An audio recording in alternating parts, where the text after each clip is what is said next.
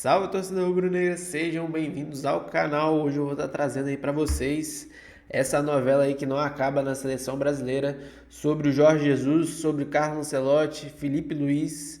Pelo jeito que eu já sei aí, o Felipe Luiz não vai aceitar aí o pedido aí da CBF para estar treinando a seleção.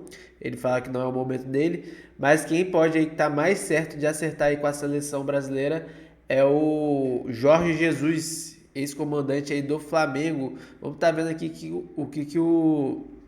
o canal do UOL vai estar falando aí sobre a possibilidade do Jorge Jesus vir treinar a seleção, já que ele deu uma declaração aí sobre ter um sonho aí de treinar a seleção brasileira. Vamos estar aqui assistindo agora com vocês. A seleção brasileira, mas depende de a CBF procurá-lo, o que até pelo menos essa sexta-feira não aconteceu, entrar num acordo e depois uma rescisão antecipada com o Al Hilal, o clube que ele treina na Arábia Saudita.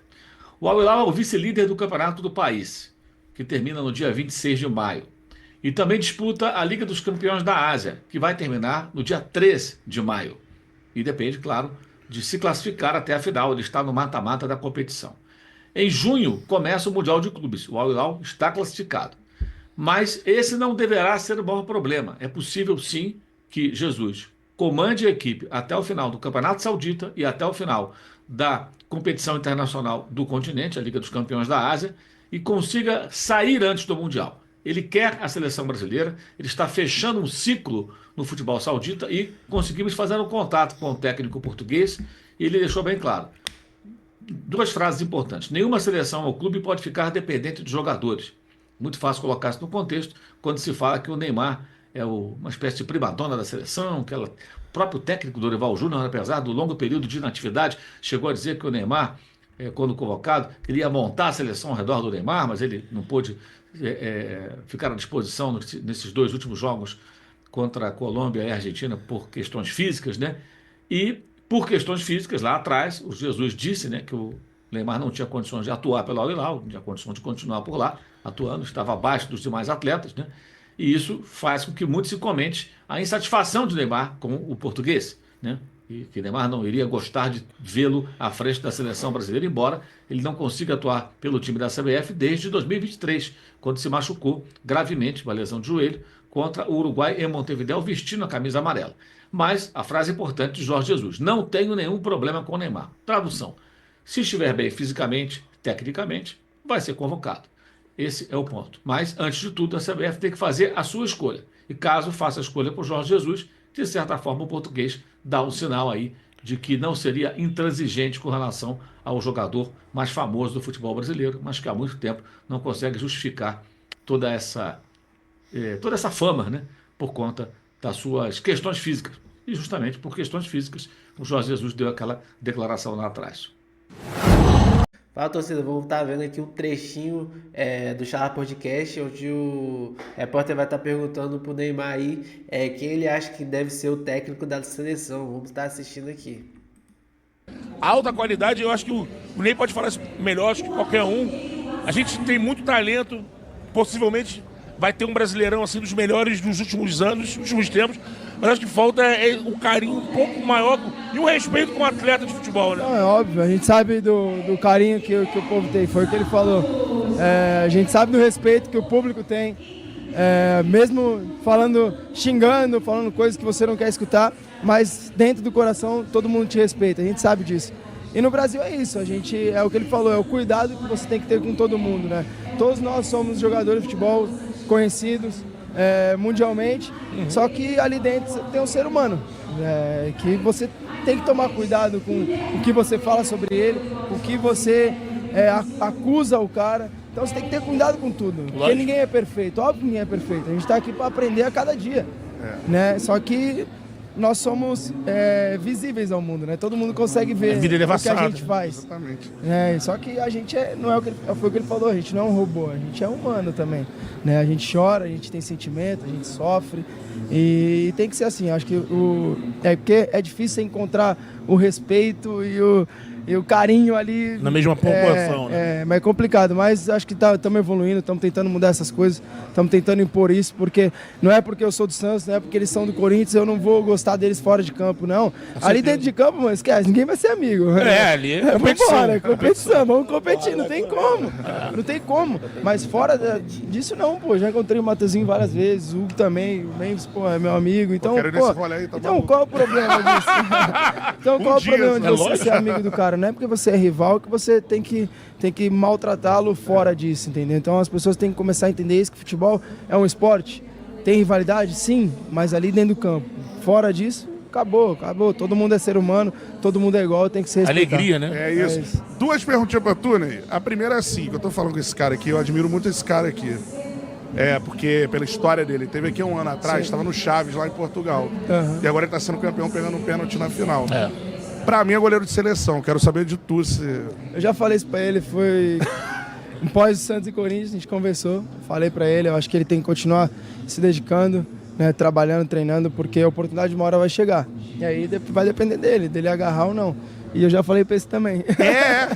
Já falei pros dois. Porque são dois bons jogadores que eu acho que vão, uma hora vai ter oportunidade, entendeu? Então, acho que pelo que eles estão representando hoje, pelo que eles estão fazendo dentro de campo, eu acho que a oportunidade vai chegar. E aí, basta você estar preparado ou não. Então, aí só depende dos dois, porque craque eles são. Aí, moral, né? O homem falou, né? Uma Ney aqui que tá com tempo pra você, o Brasileirão tá batendo na porta, tem toda essa situação. Você tem uma previsão, se fala de segunda rodada, você sabe mais ou menos quando você deve jogar? Segunda rodada, entre a segunda e terceira rodada. Deve dar pra jogar. Porque agora a gente tá indo mais com calma, né? Porque tava fazendo um certo de tratamento pra tentar acelerar, mas como não deu pra ir pra seleção, a gente ficou mais cauteloso quanto a isso. Então agora é me recuperar totalmente 100% pra poder voltar bem. Tu vai estar na Copa, isso é certo. Agora, vai ter um Deus novo quiser. técnico, né? O que você espera desse novo treinador? Chegou a Cara, eu não tenho nada a ver com isso, eu sou jogador. Não me bota nessa não, tô fora. Me convoca pelo menos. Valeu. Ney, brigadão, hein? Tá, meu irmão? Valeu. Ô, Rugão, foda. Valeu, obrigado, galera. Tamo junto. Parabéns, irmão. Vocês Memphis, merecem demais, Hugão. Memphis. congratulations, man. Agora, aí, com a demissão de Dorival Júnior, vamos estar analisando aqui as possibilidades de técnico aqui que o Jorge Igor vai estar falando pra gente. Então vamos aqui assistir mais um corte com vocês. O Júnior já é passado, mas como sempre, as decisões dessa gestão da CBF são tomadas com delay, com atraso. E isso significa semanas, meses de trabalho perdidos no ciclo para 2026. E agora, não é só a busca por um sucessor, por um perfil diferente, um técnico estrangeiro, mas é a busca por um salvador. Alguém que vai precisar chegar para salvar o ciclo de 2026 até aqui, até este momento, destruído pelo Edinaldo Rodrigues. Dá um like no vídeo aí, se inscreve aqui e em todos os canais da TNT Esportes para não perder nossos vídeos e nossas lives. Não esquece de deixar o sininho das notificações sempre ativado. Beleza? A minha visão sobre o trabalho do Dorival Júnior em 2024 era de um trabalho de estagnação, de pouquíssimos avanços, e muitas vezes quando o Brasil avançava uma casinha, o Brasil retrocedia outra. Se você olhar a sequência de eliminatórias, o Brasil só tem um respiro de 2 vitórias seguidas numa mesma data FIFA, quando enfrenta as piores seleções da competição, que são Chile e Peru. E olha que para ganhar do Chile, suamos, hein? Foi um parto.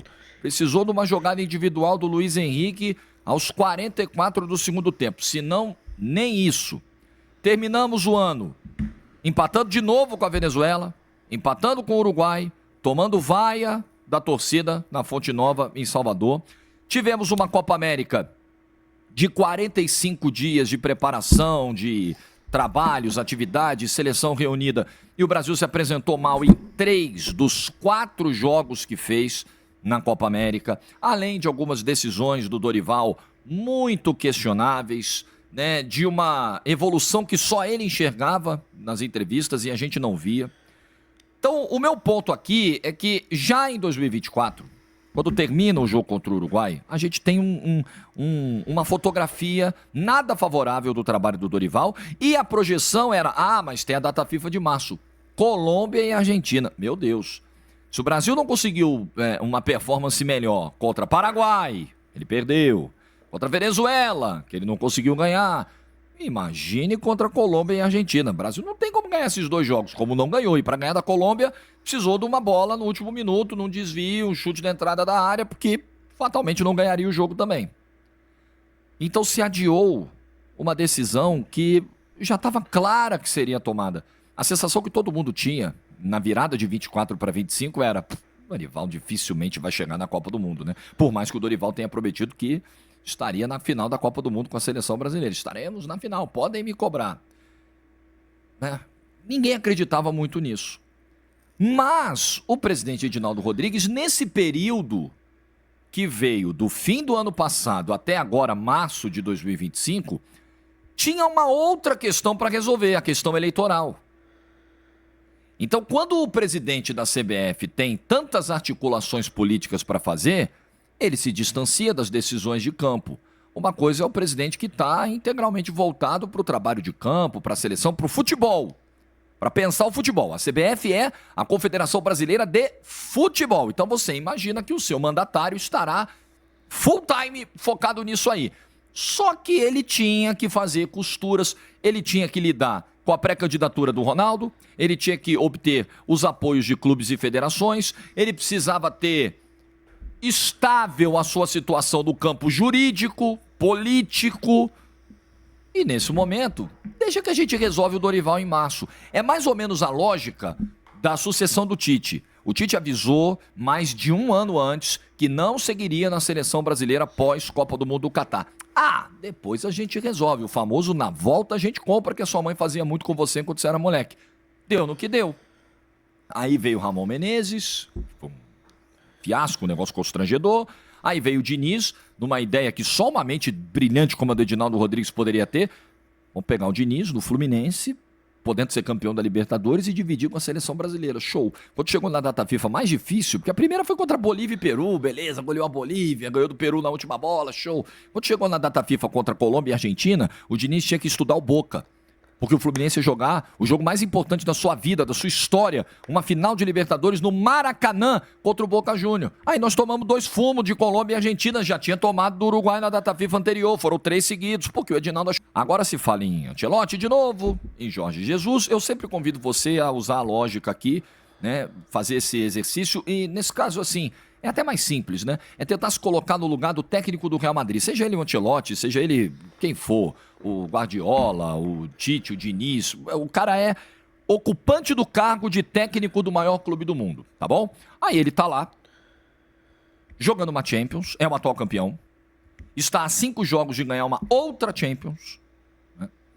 Vai pegar o Arsenal agora em abril, confronto que é difícil, mas é acessível pro Real Madrid. Imagina, né? Pode ser uma final contra o Barcelona nessa temporada, você imagina.